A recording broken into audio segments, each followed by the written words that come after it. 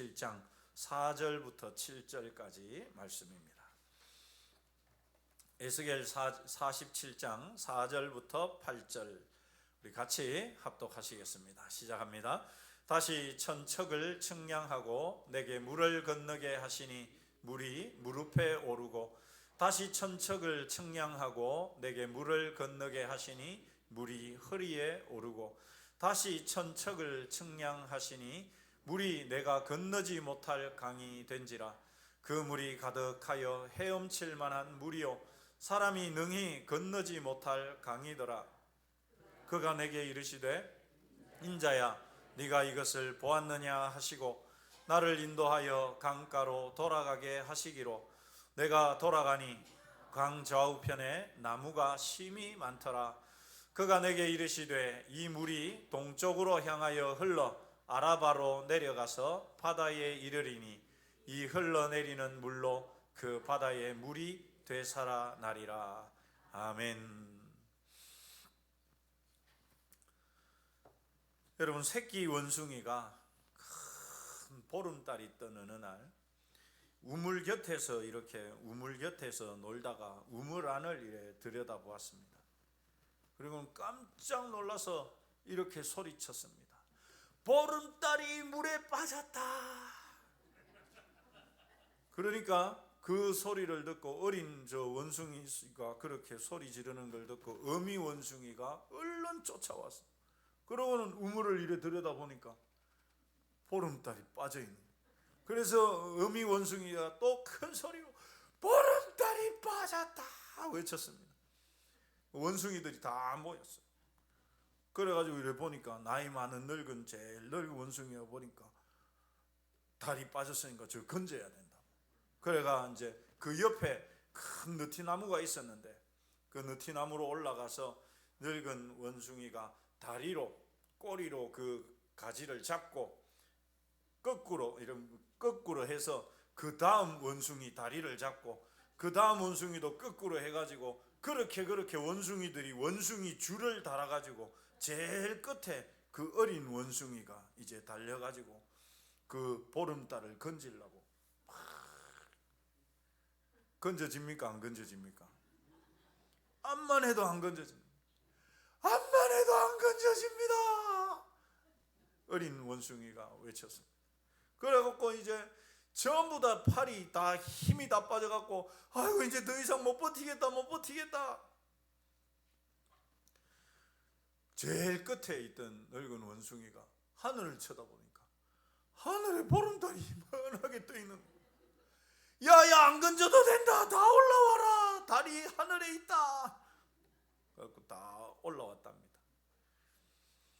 여러분, 우리가 참 웃기는 이야기지만 우리가 오전에 나눈 말씀과 이 이야기를 잠깐 생각해 보면 여러분, 우리가 그 착같이 막 애쓰고 마음 쓰고, 물론 여러분 삶에 우리가 필요한 거니까 그런 필요한 일들을 위한 경제활동 그런 것들 해야 되는 거 당연한데, 목표 자체가, 인생의 목적 자체가 거기에 빠져서 살아가다 보면 마치 이 원숭이들이 그 우물에 빠진 달을 건지려고 하는 것과 같은 모습이 아니겠나. 우리가 정말 무엇을 위해서 살아가야 할까? 늘 그 중심을 바르게 세울 수 있는 저와 여러분이 되시기를 소망합니다. 여러분, 에스겔서의 이 후반부는 요한계시록과 굉장히 유사합니다. 그래서 요한계시록을 제대로 알기 위해서는 반드시 구약의 이런 예언서들, 특별히 에스겔서나 스가랴서라든지 이사야서, 다니엘서 같은 구약의 예언서들을 제대로 알아야만 우리가 요한계시록을 제대로 알 수가 있습니다. 아마 오늘 이 시간만 하더라도 말씀을 듣고 나면 요한계시록에 나오는 대부분의 것이 에스겔서에도 있구나 하는 걸 보시게 될 텐데요. 그런 의미에서 이 요한계시록을 기록한 목적, 이게 에스겔서를 기록한 목적이 서로가 비슷합니다. 여러분, 요한계시록은 왜 기록을 했느냐? 막 용이 나오고 불이 나오고 막 뿔이 달린 짐승들이 나오고, 그게 여러분 허황된 게 아니고 그저 막 공룡 이야기 뭐 용 이야기가 아니고 실제 우리 삶에 대한 이야기거든. 당시에 로마 제국으로부터 엄청난 박해를 받고 있었습니다. 초대교회 성도들이 잡혀서 저렇게 사자밥이 되어서 죽기도 하고, 베드로처럼 십자가에 거꾸로 못 박혀서 죽기도 하고, 그런 상황 가운데 여러분 하나님은 보입니까? 안 보입니까? 하나님 안 보여요. 하나님 안 보여요. 하나님 보이면 여러분, 이 로마가 이렇게 우리를 죽이고 노예 삼고 고문하고 감옥에 가두고 이러는데, 하나님이 계시면 로마 제국은 너무너무 강해 보입니다. 하나님조차도 저 로마 제국은 하나님도 못 이길 것처럼 여겨졌어요. 초대교회 성도들이 볼 때 로마가 여러분 얼마나 강했는지 모릅니다. 그러니 저 로마 앞에 하나님도 무릎을 꿇은 거 아닌가? 그러니 우리가 이렇게 잡혀서 죽는데 하나님 아무런 손도 못 쓰는 것 아닌가? 그런 회의감이, 그런 신앙의 의심이 이 초대교회 성도들에게 들었단 말이죠. 마음에. 순교하기까지 믿음을 지킨 성도들도 많았지만 그 죽음의 두려움 앞에서 많은 성도들이 배교하기도 했습니다. 그런 절망적인 상황을 맞은 성도들에게 요한계시록은요, 이 세상은 로마가 움직이는 게 아니라 하나님이 움직이시는 것이다, 그것을 보여주거든. 그것을 아주 장엄한 광경으로 사도 요한이 하늘에 올라가서 하나님의 그 성전을 바라보면서부터 요한계시록이 시작되는데요. 왜 그렇게 하느냐? 지금 눈에 보이는 현실은 로마가 이 세상을 움직이는 것처럼 보이지만 그렇지 않다. 다 하나님의 손안에 있는 것이다. 그럼 왜 우리가 왜 이렇게 고난을 받아야 되는데? 왜 우리가 고난을 받아야 되는데? 여러분, 어느 목사님이 그것을 이렇게 설명을 하더라.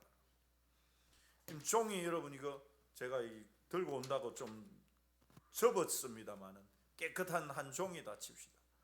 이거 이렇게 멀리 가려고 던지면은 안 날아간단 말이죠, 이거는. 그런데 이 종이를 이렇게 꾸기면 어떻게 됩니까?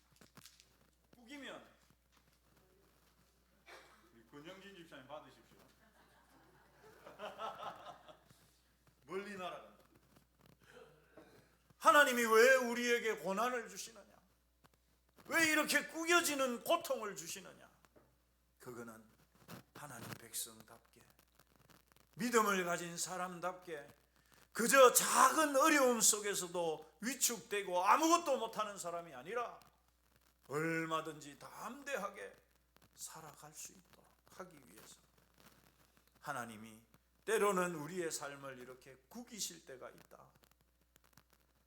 사랑하는 성도 여러분, 때로는 내 인생이 좀 구겨진다 하더라도 그것이 하나님이 나를 연단하시는 손길이라는 것을 확신하시고 믿음으로 하나님 붙잡고 바라보시는 저와 여러분 되시기를 축원합니다.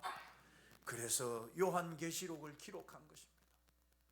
그 장엄한 하나님의 영광, 하나님의 나라를 보여주면서 그 소망으로 반드시 로마뿐만이 아니라 이 세계는 다 멸망할 것이고 하나님의 완전한 통치, 우리 하나님의 완전한 나라가 이 땅 가운데 임할 것이니까 그 소망을 가지고 살아라, 그 소망으로 살아라, 그것을 보여주는 것이 요한계시록. 그래서 성도들로 하여금 내가 이 세상의 찌꺼기 같은 존재가 아니고 이렇게 지금은 잡혀서 매맞고 감옥에 갇히고 죽임을 당하기도 하지만 저 영광스러운 하나님 나라의 백성이구나, 그 자부심을 갖고 살라고 요한계시록이 기록된 것이거든. 그런데 여러분, 당시 에스겔 선지자 당시에 이스라엘 백성들 역시도 비슷한 상황이었습니다. 나라가 망하고 이스라엘은 절대 안 망하는 줄 알았어요. 왜? 최고 강한 하나님을 믿는 나라니까. 하나님이 지켜주시는 나라인데 어떻게 망해? 이게 이스라엘 백성들의 생각이었거든요. 그런데 바벨론의 나라가 망해버렸어요. 그리고 다 포로로 잡혀가서 바벨론에 끌려갔습니다.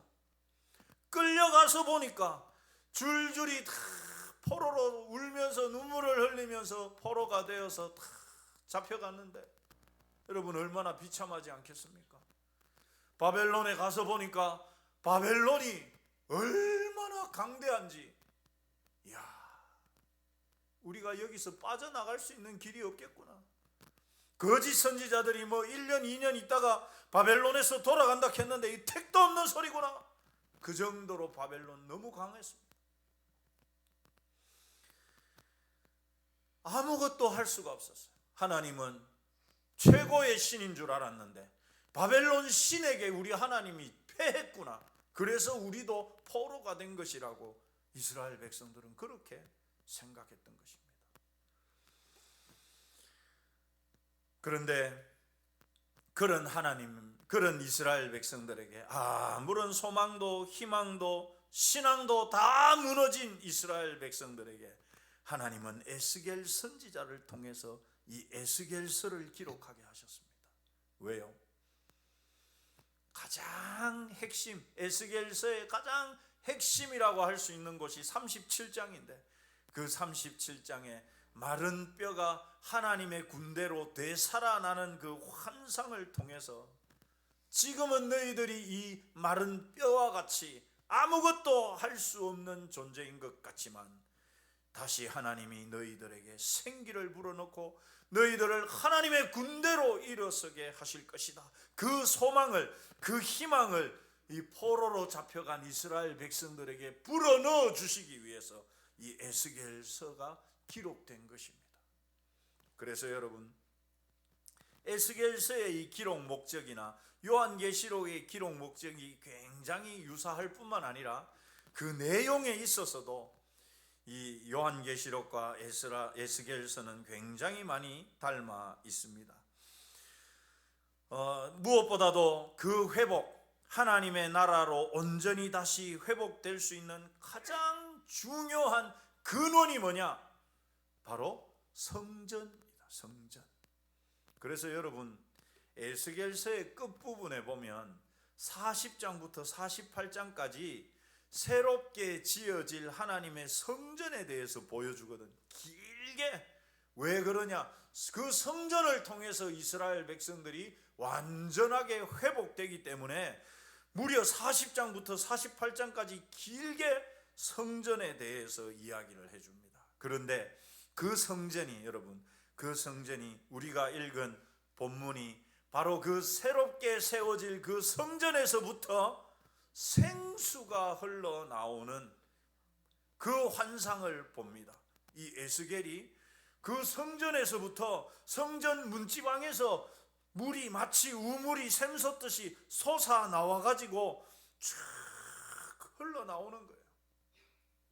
그래서 그 생명수가 이르는 곳에는 각종 과일나무들이 쫙 자라나고 죽었던 땅이 살아나고 이 생명수가 얼마나 강력한 생명을 가지고 있으면 여러분 사해 바다조차도 완전히 죽은 사해 바다조차도 다시 되살아난다라고 오늘 말씀이 알려줍니다. 그래서 여러분, 이들은 이 에스겔서의 환상을 통해서 하나님이 이렇게 우리를 회복시키실 것이구나, 그렇게 생각하고 있었던 것이죠. 그런데 이 본문의 비전은 또 다른 면을 가지고 있습니다. 왜냐하면 여러분, 지금 에스겔을 통해서 주시는 이 성전에 대한 비전이 이스라엘 백성들은 그렇게 생각했어요. 이 하나님의 계시의 원리를 잘 몰랐기 때문에 지금 이스라엘 백성들은 이 에스겔서를 보면서 이 성전을 봤지 않습니까? 그래서 그들이 포로에서 돌아오자마자 제일 먼저 뭘 합니까? 성전을 짓습니다. 왜요? 에스겔서에서 이야기했던 이 나라가 완전히 회복되는 것은 성전이 있어야 가능하거든요. 그러니까 이들은 돌아와서 성전을 제일 먼저 지었습니다. 그런데 문제는 뭐냐? 이들이 성전을 짓고 보니까 에스겔서에서 말씀하고 있는 그 성전과는 규모도 너무 작고 화려하거나 크기에 있어서도 너무 작고 보잘것이 없었단 말이죠. 그러니 여러분, 사실상 이 에스겔서의 이 성전은 그들이 다시 지은 그 성전을 보여주는 것이 아니라 마지막 날 종말에 이 땅에 임하게 될 새 예루살렘 성전을 상징적으로 보여주는 것이었습니다. 그런데 여러분, 우리가 읽은 본문과 이 계시록 22장에서 나오는 내용이 굉장히 유사합니다. 우리 계시록 22장 말씀을 같이 한번 읽어보시죠. 1절 2절인데 시작합니다. 또 그가 수정같이 맑은 생명수의 강을 내게 보이니 하나님과 및 어린 양의 보좌로부터 나와서 길 가운데로 흐르더라. 강 좌우에 생명나무가 있어 12가지 열매를 맺되 달마다 그 열매를 맺고 그 나무 잎사귀들은 만국을 치료하기 위하여 있더라. 여러분, 우리가 읽은 이 요한계시록 22장의 이 말씀이 사실상 에스겔서에서 보여준 이 성전 환상과 굉장히 닮아 있습니다. 아니, 사실 똑같은 거예요. 조금 내용만 다를 뿐이지 똑같은 부분인데, 여러분, 여기에서 우리가 주의해서 봐야 할 부분들이 있습니다. 자, 붉은 글씨로 되어 있는 부분을 여러분 잘 기억해 놓으시기 바랍니다. 강 좌우에 생명나무가 있어 12가지 열매를 맺는, 강 좌우에 아무튼 열매를 맺는 나무들이 쫙 있다. 달마다 그 열매들을 맺는다. 그리고 그 나무 잎사귀들은 쓸모없는 게 아니고 그 잎사귀들은 뭘 한다고요? 만국을 치료한다라고 말씀했죠. 우리가 오늘 읽은 오늘 본문 에스겔서에 나오는 말씀은 이제 볼 텐데요. 이 붉은 글씨 잘 기억하시고 우리 오늘 읽었던 에스겔서 같이 읽겠습니다. 시작합니다. 강 좌우 가에는 각종 먹을 가실나무가 자라서 그 잎이 시들지 아니하며 열매가 끊이지 아니하고 달마다 새 열매를 맺으리니 물이 그 성소를 통하여 나옴이라. 그 열매는 먹을 만하고 그 잎사귀는 약재료가 되리라. 어떻습니까, 여러분? 어떻습니까? 내용에 있어서 중간중간에 조금 다른 것만 있지 사실상 똑같습니다. 요한계시록 강 좌우에 열매를 맺는 나무들이 있고 달마다 열매를 맺는데 그 잎사귀들은 만국을 치료하는 것이죠. 오늘 에스겔 본문 강 좌우에 각종 먹을 과실나무들이 자라는데 달마다 새 열매를 맺죠. 열매는 먹을 만하고 잎사귀는 뭐가 되고요? 약재료가 되고. 그러니 여러분, 사실상 요한계시록의 이 말씀이 그냥 요한이 환상을 본 것이기는 하지만 요한이 보았던 환상과 에스겔이 보았던 환상이 사실상 같은 겁니다.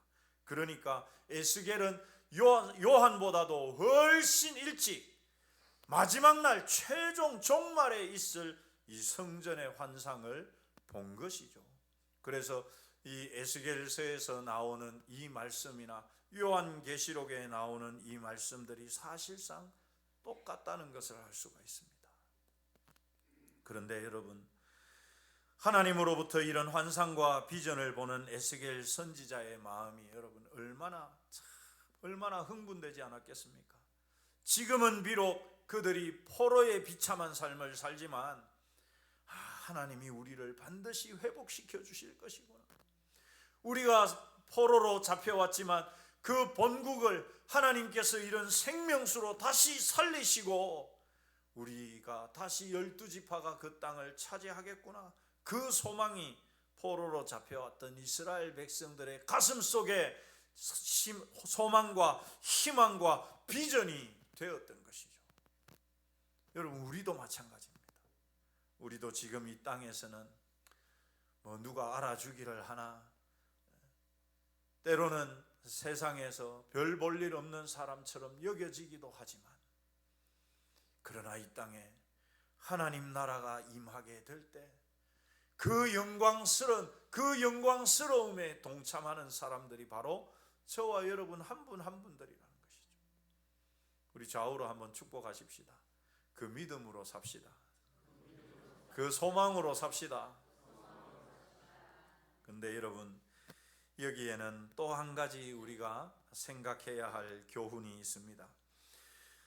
성전 문지방에서부터 이제 물이 싹 스며 나오거든요. 스며 나오는 그 물이 1,000척이면 대략 한 500m 정도 됩니다. 그러니까 성전 문지방에서 물이 완전 그냥 찰박찰박 스며 나오면서 흘렀던 그 물이 1,000척을 가서 500m를 가서 물을 건너라 해가지고 건너보니까 그 물이 어디까지 옵니까? 발목까지 왔습니다. 발목까지. 그리고 거기서 또 1,000척을 더 가서 500m를 더 가서 물을 건너라 하니까 그 물이 어디까지 옵니까? 무릎까지 왔습니다. 그리고 거기에서 또 1,000척을 더 가서 500m를 더 가서 또 물을 건너니까 물이 어디까지 옵니까? 허리까지 옵니다. 그리고 또 500m 더 가서 이 1,000척을 더 가서 물을 건너려고 하는데 물을 건널 수 있습니까? 없습니까? 건널 수 없을 큰 강이 되어버렸습니다. 제가 좀 괜찮은 그 사진을 골라보기는 했습니다만은 좀 보는 것만으로 좀 시원해 보이십니까? 이것이 은혜의 흐름을 보여줍니다. 처음 신앙생활을 하는 분들은 은혜의 자리에, 예배의 자리에, 교회에 왔다 갔다 하면서 나름의 은혜를 받죠. 발목까지 오는 은혜. 그런데 거기서 그 발목까지 은혜를 꾸준히 계속하다 보면 무릎을 꿇어서 기도하면서 하나님을 만나고 기도 응답을 통해서 받게 되는 하나님의 은혜, 무릎의 은혜, 무릎까지 오는 은혜를 누리게 됩니다. 그런데 거기서 더 나가는 분들은 이 허리는 힘을 쓰는 것을 말하죠. 섬기고 봉사하고 어제 우리 김장을 했습니다마는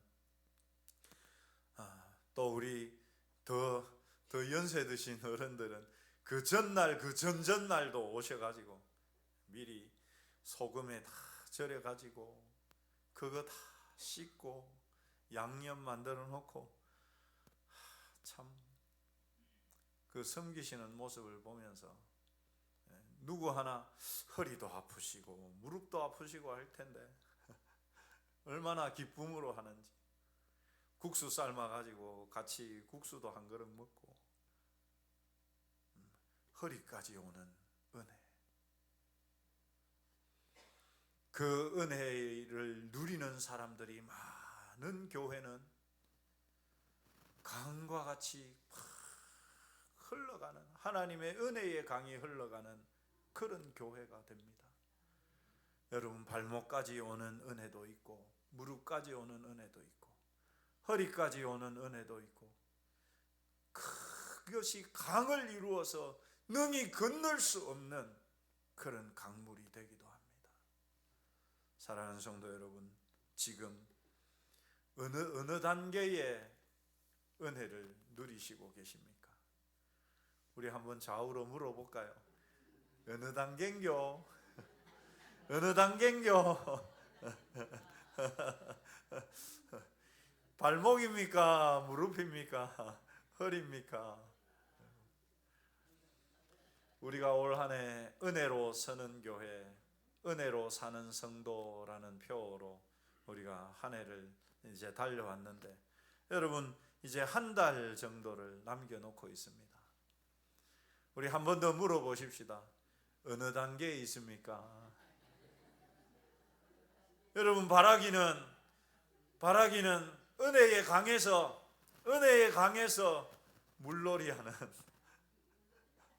물놀이하는 저와 여러분이 되시기를 축원합니다.